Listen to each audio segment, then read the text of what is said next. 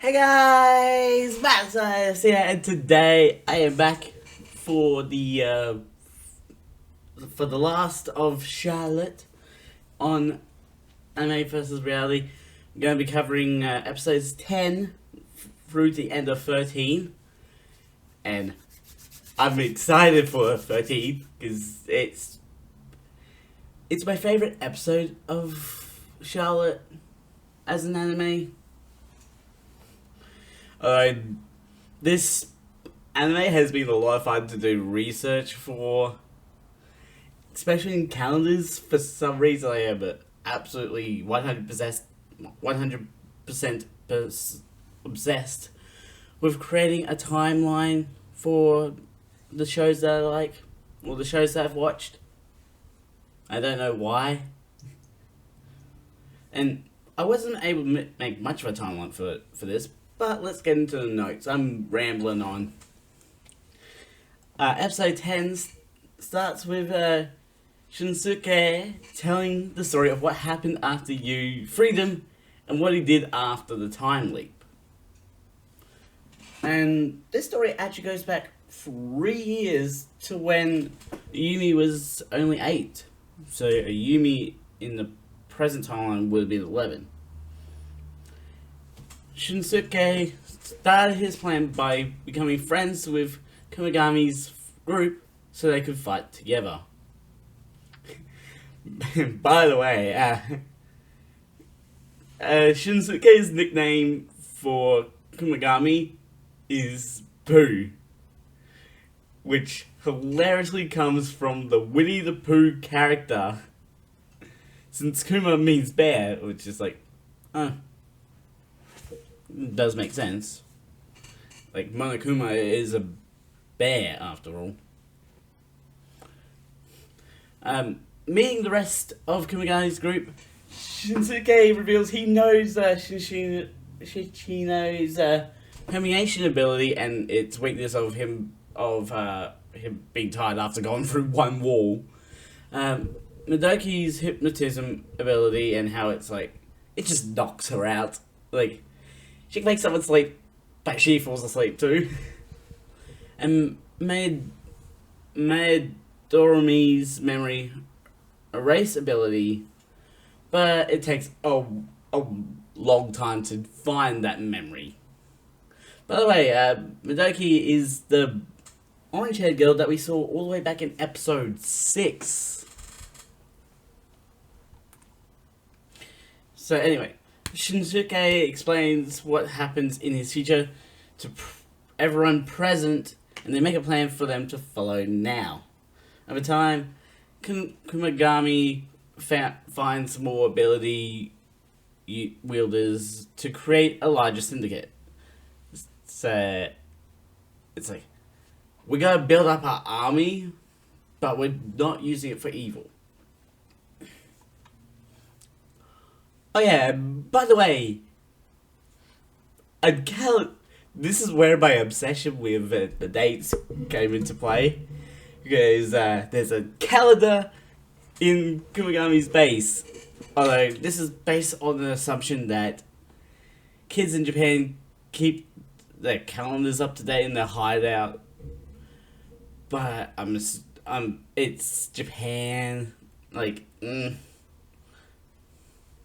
But this calendar lines up with January 2011 because it starts on a Saturday and ends on a Monday. And this is also like the best calendar so far because it actually displays the month, so it has to be January. And the layout, although I might be wrong about the layout for some weird reason, it might be like 2010, but like I'm assuming the calendar starts on like a Monday, because that's usually it starts on the calendar starts on a Sunday, but sometimes in some other countries it can start on a Monday because of religion. And given this is 3 years before we use storyline in the present, the calendar from Episode 7 in Jojiro's house is actually for April, and the concert for Zen falls on a Sunday. This means the day before the concert falls on a Saturday, and Japanese schools can sometimes have a 6-day school week. Oh, my obsession is out of control. I cannot believe that it took traveling to the past to solve the present timeline. Anyway, Shinsuke tried the same plan over and over, continuously failing to protect themselves from the researchers. Ultimately, Shinsuke decides they need help from adults, and Kumagami reveals he knows some ex-ability wielders. Like, why did you not bring those guys up earlier? And while celebrating his birthday, Shinsuke watches a lottery event to get the idea of getting money through those events. Using another time leap, Shinsuke discovers his weakness is that he loses some of his eyesight each time he uses it. So it is literally like a limited resource, which is just the worst. Nevertheless, though, he still needs to use his ability to complete his plan, but knows he'll eventually go completely blind. It's when Yu mentions the entrance exams for high school that Shinsuke plans to create a school for ability users. So, either way, Yu is the ultimate hero of the story from the very start. Aren't you? No. He was the moment he freed Shinsuke from the prison, the research prison. Shinsuke asks Kumagami to find him after he goes completely blind. After buying out an incorporated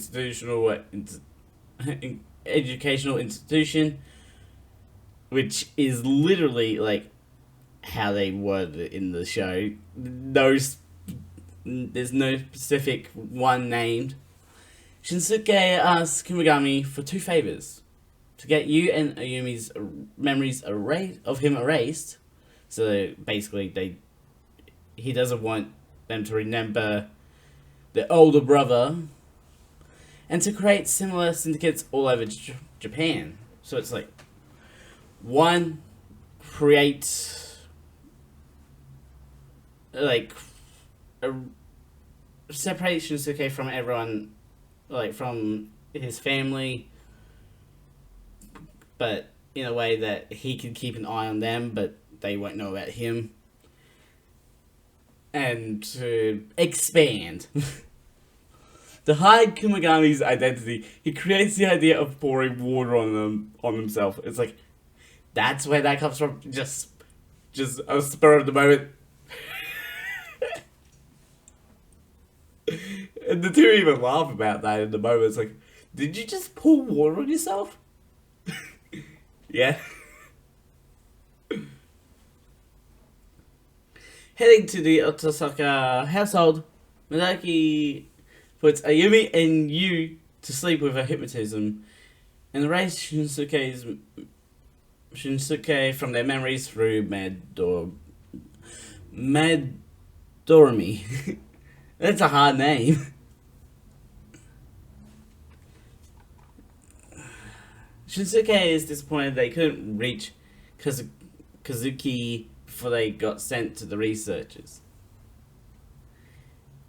Shinsuke says he tried to leap again, but he couldn't before bringing up an old promise between Yu and himself. He asks Yu to use his flutter ability to take his time leap ability. Now reveals she and Jojiro were aware of Yu's true ability from the moment Kumagami revealed it to them. They just needed to figure out why Yu shouldn't use his true ability. Yu realizes he should have Orofumi's telekinesis, only to just go right in the forehead with a book. Oof.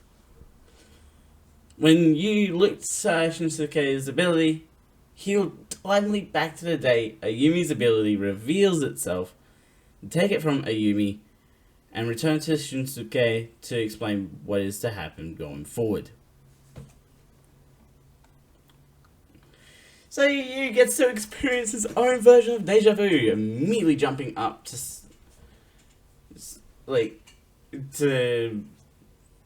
say that his little sister has the collapse ability. He doesn't outright say it though, and he also takes advantage of Ayumi being sick to make it just now coming over to see Ayumi.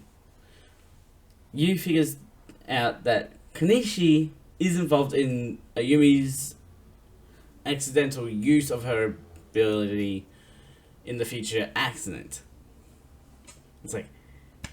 It's so cool when you have a character that time leaps back, or like time travels back, and they learn something new. It's like, oh, how are we going to use this as an advantage? Outside the apartment, Yu asks if Nao would believe that he's from the future, and she would. Yu reveals that Nao saved him from a bad future in the other timeline where Ayumi died. And Nao's like, not really. It sounds like she doesn't understand, but she does. It's like, oh, okay. If that happened, then it happened in that timeline. It doesn't apply here. But for you, it does. Anyways, over at Ayumi's school, Nao and Yusa try to pass themselves off as middle school students, while Jojiro decides to go the teacher route. It's like, bruh. Jojiro's this guy who fails immediately because it would, because he looks like a student trying to play teacher. And Yusa is also immediately outed because she's famous.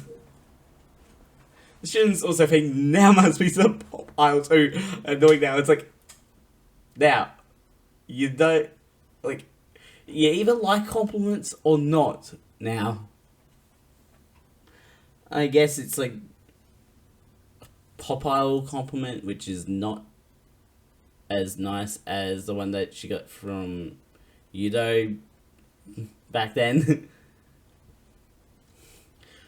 The Konishi incident plays out, but since Ayumi doesn't have her ability anymore, it plays out with Yu running from his locker hideout to protect his sister. It's like, surprise! Yu blows out the windows with telekinesis, and now kicks away the box cutter and snips Konishi's hair. It's like, I love how Nao's ability allows her to make it look like other people are more powerful than they are, which is such a cool thing. It's like, I might not be powerful, but I can make you look more powerful by giving you more than one ability, essentially. On the way home, Yu and Ayumi are confronted by Madoki and Kumagami, but Yu calmly calls Kumagami Pooh, and together they go with them to Shinsuke. It's like, I was wondering when you would show up, Pooh. It's like, when you get called a nickname, you know they're from the future.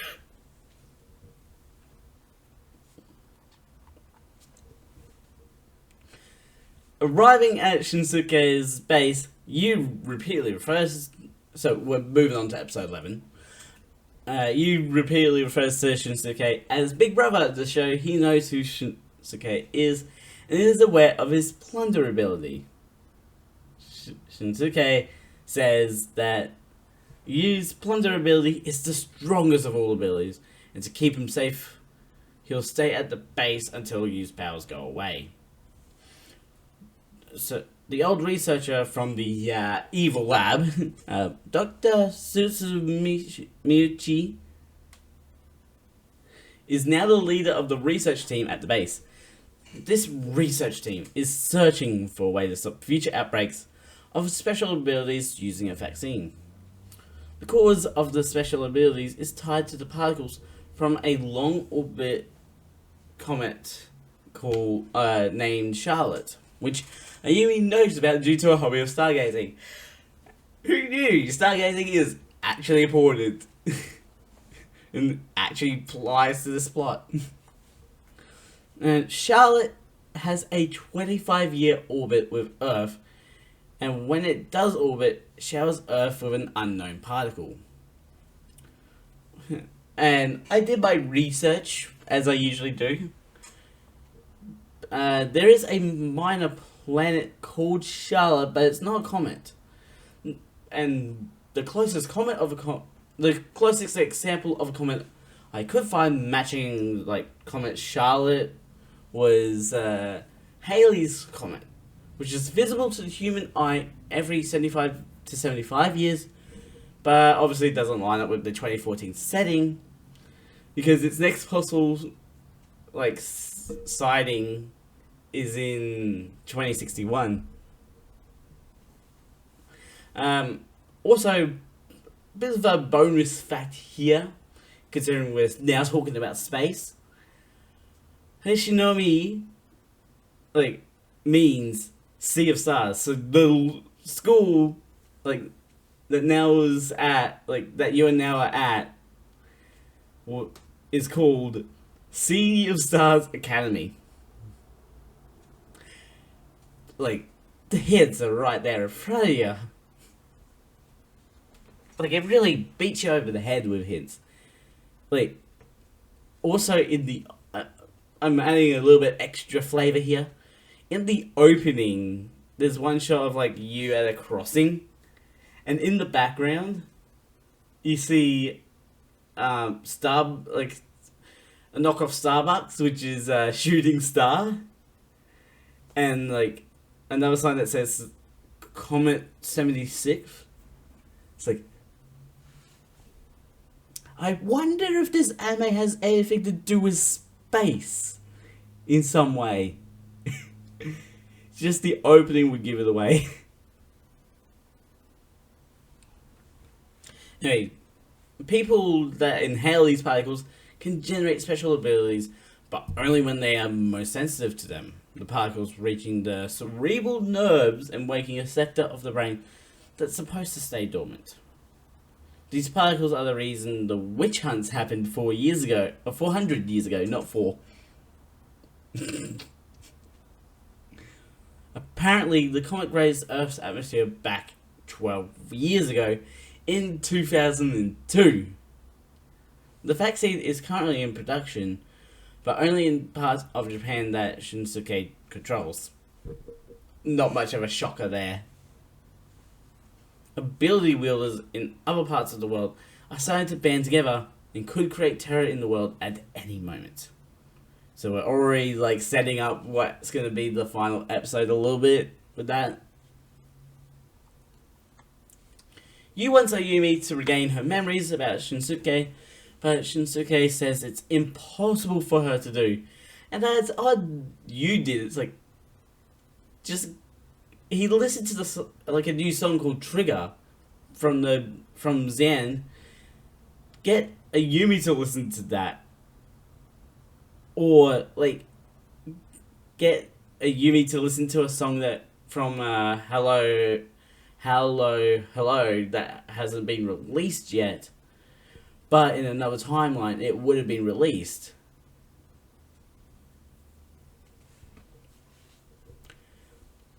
Ayumi is quick to accept Shinsuke as her big brother. It's like, like Yu is so shocked. It's like, you accept that so fast. Ayumi gets introduced to Kumagami, Midorumi, Shishino, and Midoki. And Midoki is like, hey, Shishino, show your ability first. Shinsuke helps with Ayumi's... like, Shishino does that. It's, like, absolutely exhausting. And then he runs around, like, dude, you can come back through the wall. I know you're exhausted, but you can come back through the wall. Anyway, Shinsuke helps with Ayumi studying while Yu sits around, annoyed that Ayumi has been taken away from him. So, and Midoki's like, you really do have a little sister complex, don't you? But she's like, okay, let's go play Mahjong. And Yu is so bad at Mahjong that he gets decimated in the first hand. Like, Kurogami just cleans house with him. But then Kurogami is like, oh, we gotta end this game. I found another ability user. And then Yu's just like, wait. He didn't need to be wet? He was just doing that to hide his identity the entire time. Anyway, leaving the base, Kurogami asks Furuki to take him to Hoshinomi Academy, but Furuki doesn't turn the corner, taking Kurogami somewhere else where his family is being threatened. Oh, because... So, Furuki's family is being threatened, not Kurogami's. Nah.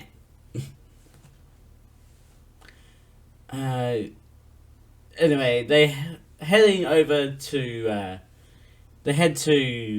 Ishihara Mountain Industry, where we got a small group of 4 being led by a foreigner, and Furuki is tricked into helping them more, and they take Kurogami as prisoner and tied to a chair.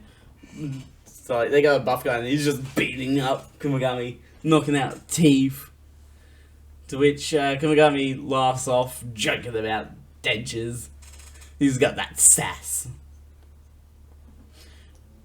And then they inject like a truth serum in to Kurogami. At which point he like it knocks him out.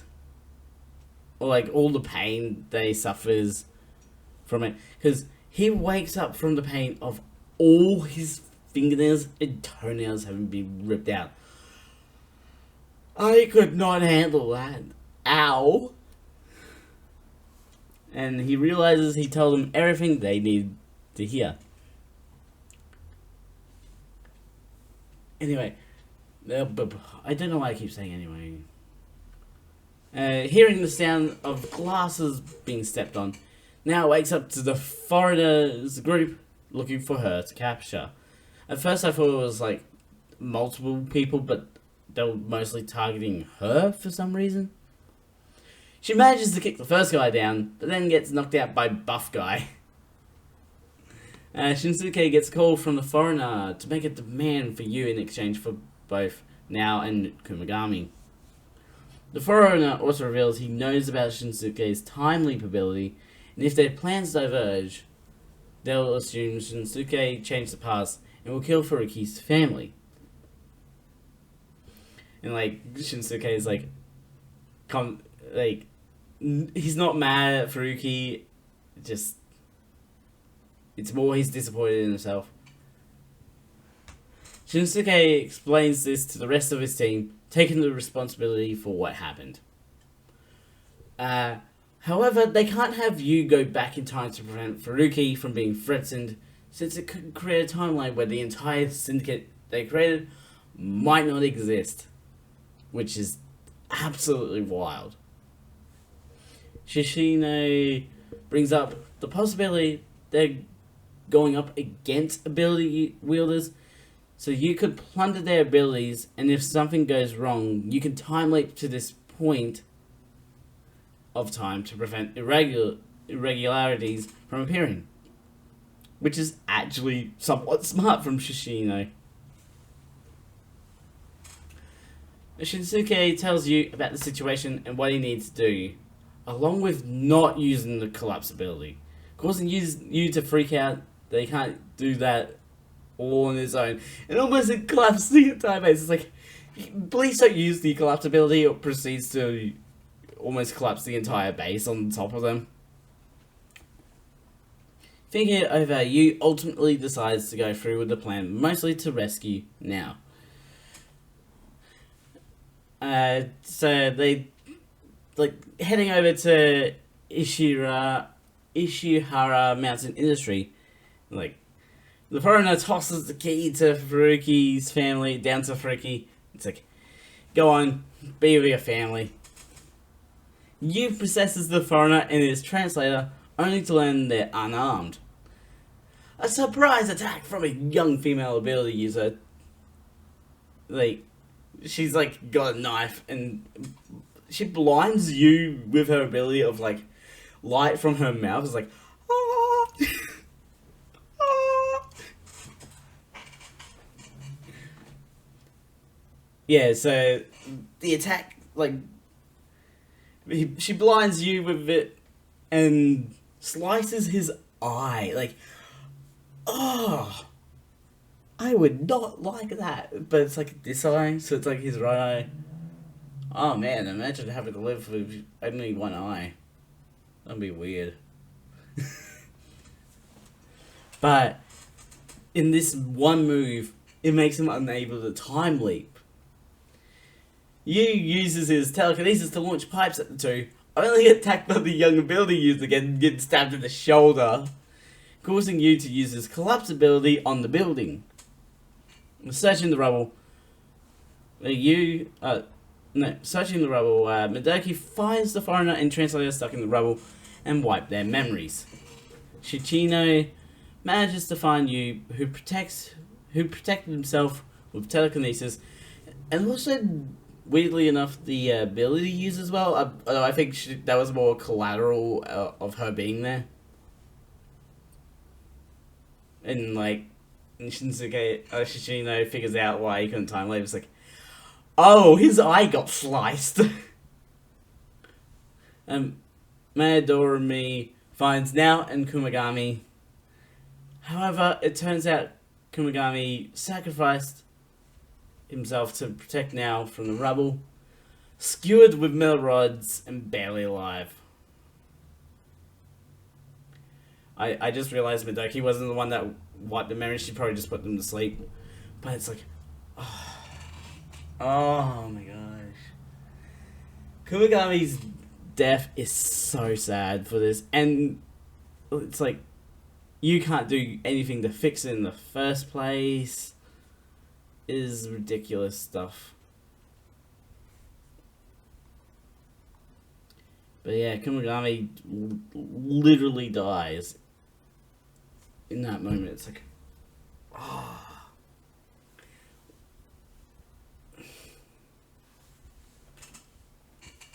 Anyways, moving on to episode 12. Yu is taken to the hospital to get his face fixed up and Sans eye for the rest of his life. Waking up and almost collapsing in the wakes up and almost collapses in the hospital from remembering. It's like he's in the hospital where he remembered what happened. Shichino, oh yeah, he always ends up collapsing the building. That's right. My brain was like collapsing as in like falling over. No, collapsing as in building go down. Shichino is right there to inject Yu with a calming serum, stopping his pain. After waking up, his first calm thought goes to Nao and if she's okay. He learns Nao is okay, but Kumagami is dead from protecting her from the rubble. And obviously Yu blames himself for Kumagami's death. Yu asks why Shinsuke isn't there to see him, causing Shichino to want to punch Yu, but is held back by his friends. It's like, are you serious? Like, you got a friend of mine killed and you are wondering where your brother is. Like, are you serious? The doctors are amazed that Yu only lost eyesight in his right eye and survived an entire building collapse without a scratch. Honestly, I don't understand that because he doesn't have it. Because there's a certain ability he gains later that applies to that. Yu asks Ayumi how life is at the facility, to which Ayumi brings up how Shinsuke seems disillusioned, making her worried. Jojiro visits you to bring him beef tongue curry for lunch, and he feeds it to you. It's like, tasty, tasty, tasty, tasty. It is hilarious and weird in the best of ways. But yeah, Jojiro wants both you and now to return to the student council quickly, as it feels weird for it to just be him and Yusa alone. It's like, dude's obsessed over Yusa, but it's like, oh, it's actually very awkward when it's just us two, just, you know, not really able to do anything because Kumigami's dead, and, well, yeah, we just can't do anything. Yusa shows up with her handmade cream stew, the same kind he so cruelly rejected in his depression era. You then ask Misa about where do dead people go when they die, but Misa does not know the answer to that because she's still around on Earth. Hearing Misa's answer, he tells Misa she should go visit the ones she loves before Yusa's ability disappears. And turns out that Yusa's parents run a soba shop deep in the mountains in Nagano. And it's like, and like, Yu is doing his physical therapy and is like able to walk around. He's not walking with the swagger of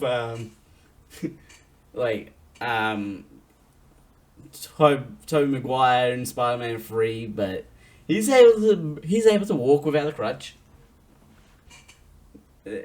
He's like, he's still scared to see now. He's like, because he probably feels like he failed her. Anyway, so back in the room, he watches Yusa on TV and he realizes she used her manager in a food show production to make an excuse to go see her parents. It's like, yeah, because of the fact that she threatened her producer into being able to basically do whatever she wants. Suddenly, Misa takes over to expose herself on TV and to her parents. Not that her parents are realizing that it is Misa. It's like, how do you not realize who this is? It's like, her eye color changes. Like, it changes from blue to red. It's like, how do you miss that? By the way, funny thing here. If I had a nickel for every time Mugwort has been mentioned in an anime, I'd have 2 nickels. That's not a lot, but it's funny that it's happened twice. I had to get that Phineas and Ferb reference in there, because it actually is weird how only 2 mentions of Mugwort have ever come up in an anime for me. The first one was in Promised Neverland, in a list of herbs written down, and then the second one is Mugwort tempura. Mugwort tempura. That is so weird.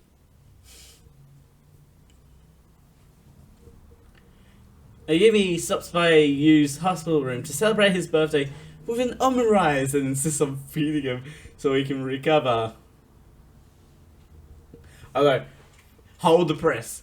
I have to take a moment to mention that the fictional band Haruharu also released an album on YouTube back on September 30th, 2015. It's like, so basically Zand has their own album, both in English and Japanese, because in the anime style was English. And then you got Haruharu releasing their album as well. It's like, it is the reverse of diegetic music. But here's the wildest part of this. Part of the Haruharu album, Smells Like Tea Espresso, is the Hara Hara Band version of the opening and ending songs.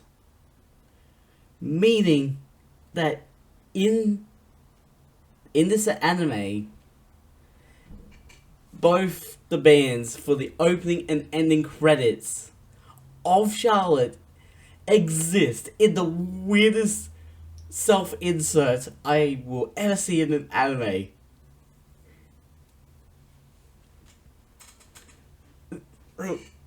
I don't know how to explain it, but it actually is it's like an album of 12 songs, and the last two is Bravely You, which is the opening, and I don't remember the ending title, but it's both those songs exist, which means both the bands exist.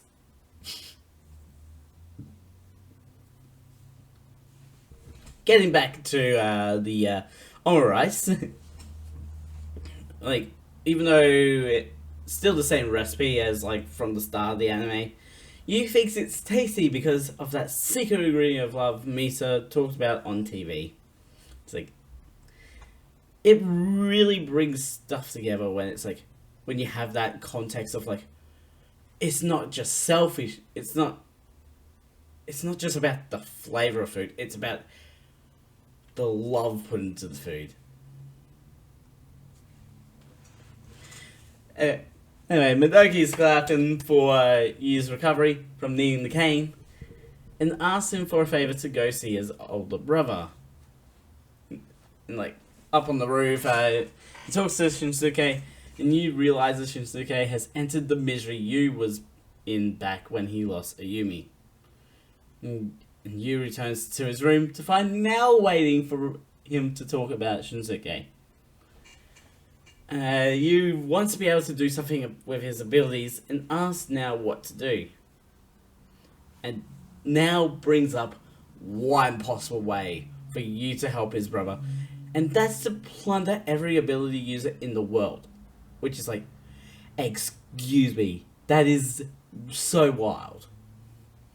But there's the risk Yu will lose himself in the thousands of abilities he would have to take upon himself as his feat of strength. Nao's view of Yu has changed so much from the fiend of cheating she saw him as. Yu says he'll try to protect Nao because he loves her. He uses the story of how she saved him from his dark path in the other timeline to say he owes her one for saving him, even if it was another timeline. Nao says they can become lovers after he saves every single ability user. And the first of many abilities you will be plundering is Nao's singular invisibility, which is not going to be that useful, really, surprisingly. Unless maybe he does use it, but we see him because we're seeing it from his perspective. That's interesting. Anyway, back on the roof, Shinsuke tells Yu tells Shinsuke his plan to plunder the abilities of every user, every ability user in the world, to save them. Shinsuke is this plan is impossible. Yu argues he's the strongest ability user, so he can do it. And he will do it, so no one around him will suffer any more misfortune. The first step for Yu is to find someone with a similar ability to Kumagami's ability. Jojiro and Misa see Yu leaving his room for his odyssey and ask him to take their abilities along with Yusa's too. It's that is such a... We're already off to a bit of a sad start. And Jojiro was given a letter from Misa to give to Yusa, and it's just so sad that they Yusa and Misa never got to be together once.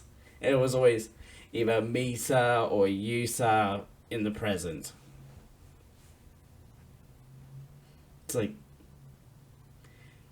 I mean, they could have done letters sooner than they did. It's like, as soon as Misa is like, oh, I'm back, I should tell my sister that I'm back.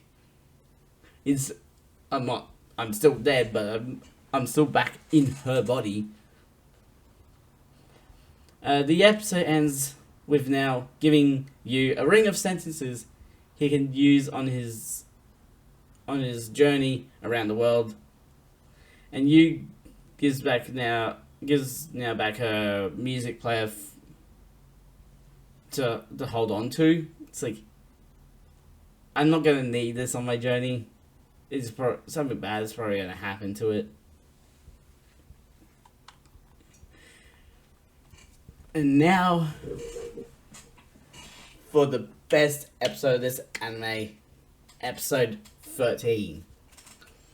And Yu's first stop on his journey is to Shisagapa Lumba, which is actually not a real place. Like, somehow the subtitles got messed up or something. But there's like a poster off to the right of the frame suggests that it's in Singapore. And we also basically had it confirmed because you was packing a Singapore travel book. So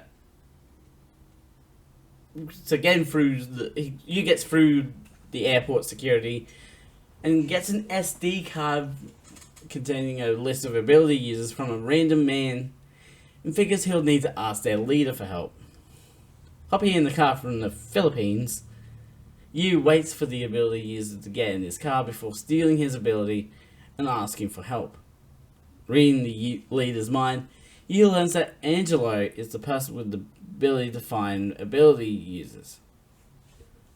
Leaving the car, Yu crushes the driver's door to scare the guy. It's just like, yeah, don't try chasing me, mate. You will get hurt. Finding Angelo, he possesses one of the guards to punch the other, then telekinesis a brick into the guy's head. It's like, are you trying to kill someone like that?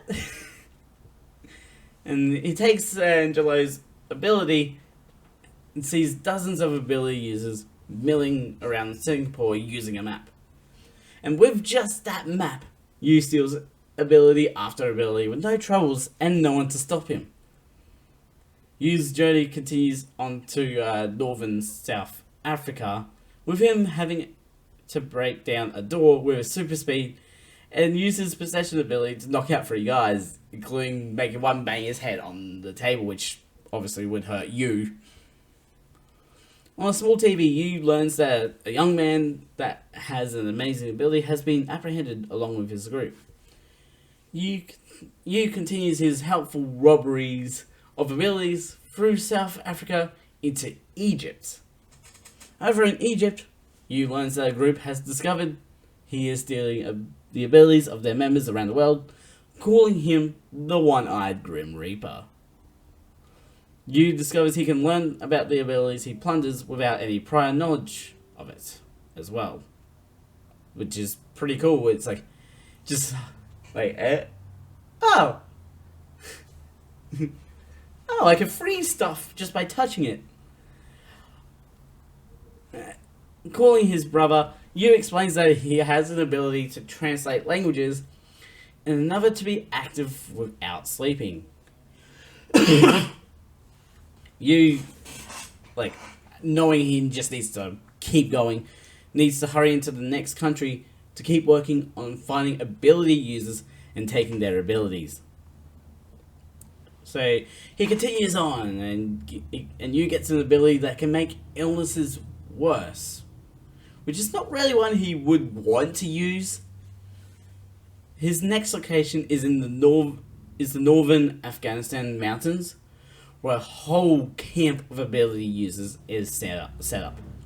And taking yet another ability, Yu discovers this ability allows him to see carriers. Kids that are not ability users yet, but will be. Turns out that illness accelerant will be useful after all, because he can use it to force out abilities from carriers so he can take the ability for himself. And flying over to eastern India, Yu enters a building only to get shot down by many soldiers. To no avail though, because of a shield ability he took. It's just like it's like he's looking down for some reason though, for it to be active. And skipping over to Peru, Yu finds a young lady with the ability to heal, having to take it even if she was using it for good. With it, he considers fixing his eye so he could time leap, but decides not to because he's not plundering abilities for his own selfish gain. And while trying to sleep in a room in Cuba, you can't sleep due to have stolen an ability that amplifies all sounds around him, like indicated by like phone ringing, and it stresses him out to the point that he accidentally collapses the building on top of him. And Guy's like, "Are you okay, mate? The whole building collapsed and you're just walking, basically." Yeah, like you just is able to walk away from that. But Yu has a moment of freaking out and almost kills the guy for no reason. It's like using telekinesis, like, and then realizes, wait, no, and stops it. So Yu's next location, which is the weirdest route, because follow me on this. He went to India, to Cuba, back around to South Arabia. Couldn't he just stopped in Egypt? Oh, like between Egypt and Afghanistan, just stop in South Arabia? Like, it wouldn't be that hard. But Yu's like, I have to sleep, and takes melatonin tablets, which is like the tablets you take to fall asleep. And like Yu wakes up in the morning and learns that he attacked the syndicate of ability users, taking their abilities without his own knowledge. And what's worse is that his memory is starting to get muddled, which is the actual weakness of his plunder ability. Fun fact, bit of a fun fact. The burnt map Yu has the word short stuck onto it, like SHIT. Which is, again, that's two animes now that have snuck in swear words in some form. Although, Madoka Magica, like Magic Record, was more the manga, because there's no way you get away with saying MF on a kid's show.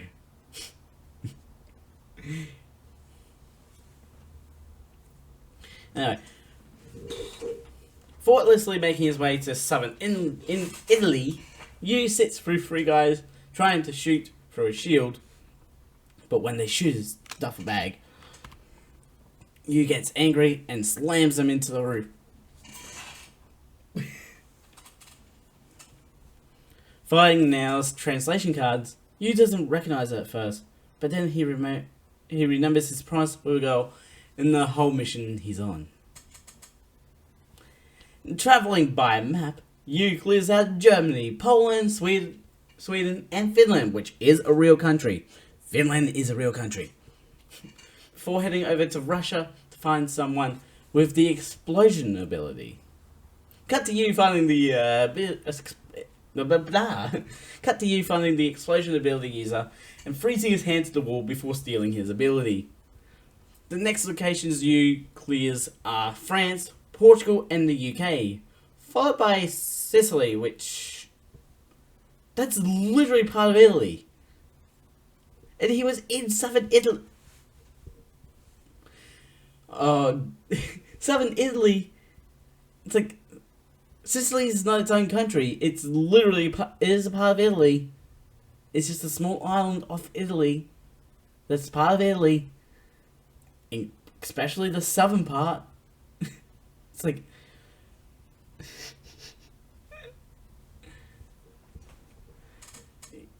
And like over that time of like doing all this stuff, Yu grows to like his one-eyed Grim Reaper moniker.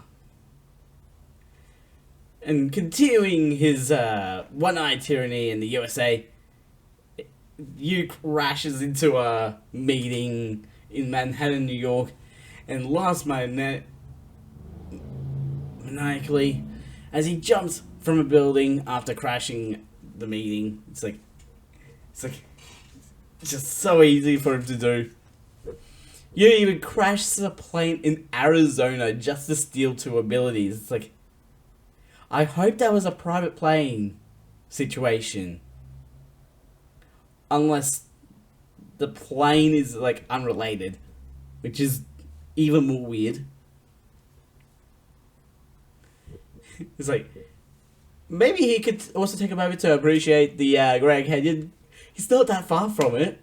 And like, Grand Canyon is like one of the big wonders of the world. While dragging the 2 people, though, Yu complains about the task he's doing and why he has to do it. Just wanting someone else to take over. That's when the idea of taking over Earth enters Yu's mind, considering just how powerful he is. Now's translation cards fall out of his pocket, somehow having not lost it in this entire journey. And Yu's just like, kicks it away, but then immediately regrets this action and cries over it, both literally and literally. It's like, he cries over it, and also cries over it.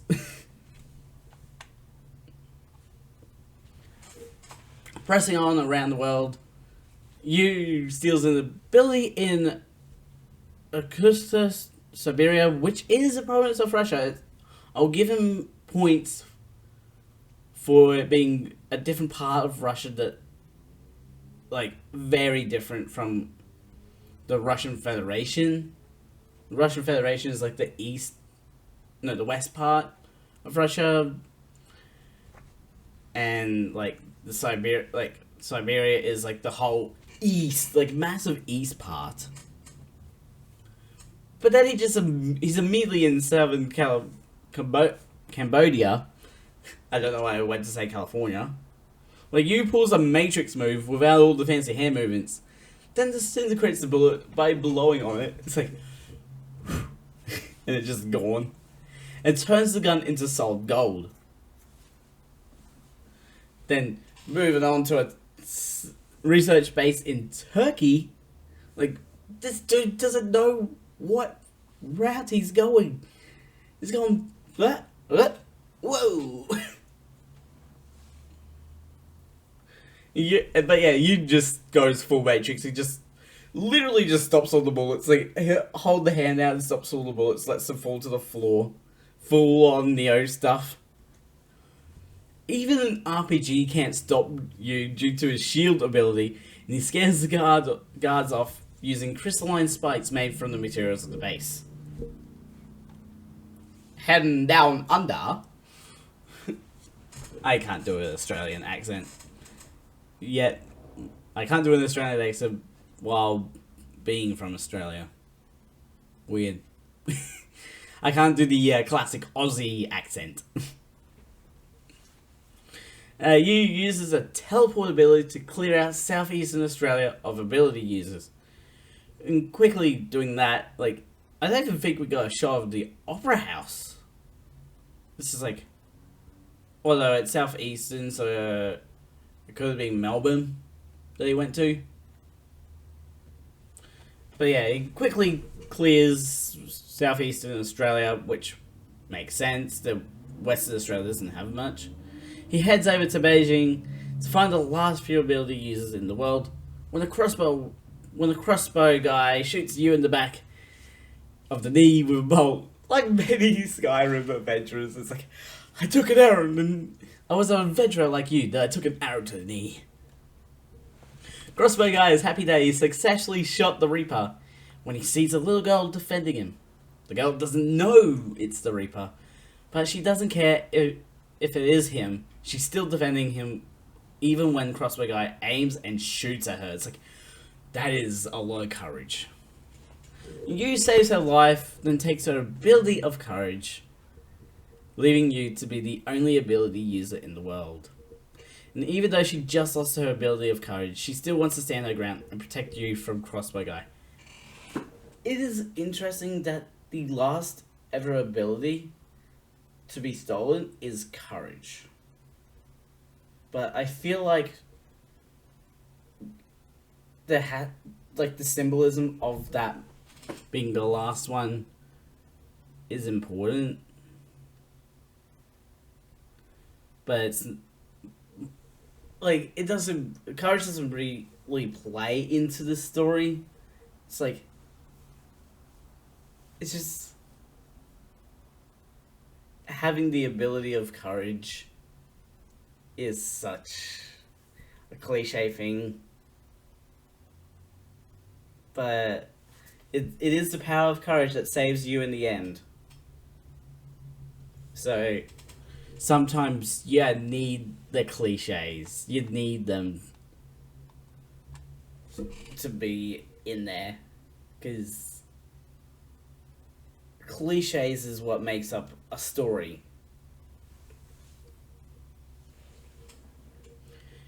With everything over, Yu tries to return home, only to get shot again by Crossbow Guy. Crossbow Guy thinks he's now rich, when suddenly Shinsuke shows up to Yu's location in a helicopter, which has no explanation, by the way. Just, hi. And Yu wakes up in the hospital once again, with Now sitting at his side to thank him for his hard work. Yu doesn't recognize Now, though. But Now is only momentarily fazed by this truth, ready for things to start over.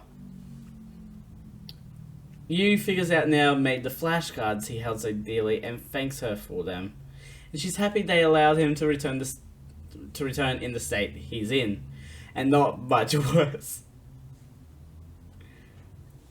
And this, in a final sort of montage, Shinsuke and his friends visit the Kumagami family grave. Yusa kept the letter from Misa, and Kazuki's listening to his Zen music while sleeping, and he's holding a Zen CD side by side. So, one, he's calmed down, and two, he got a signature from his favorite musician. And but yeah, you got started to visit Kazuki between episodes. It's when would that have happened? Between episodes 11 and 12, I guess, would make sense. Without her ability, Now decides to use her camcorder to record normal everyday life. And the final shot of this entire amazing anime is of Now's music player and flashcards. The two things you needed to get through this entire story. I feel like this story doesn't really begin until episode 5 almost. Once episode 5 and the music player is introduced, that's when things really kick off for you in the story.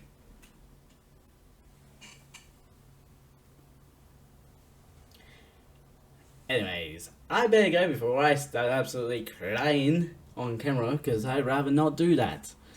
Links will be in the description to both the channels, and also my Twitch channel, Psycrafter. Don't forget to subscribe and hit the notification bell so you know next video comes out. A ding, ding. I'm Mad Scientist. Mad Scientist out.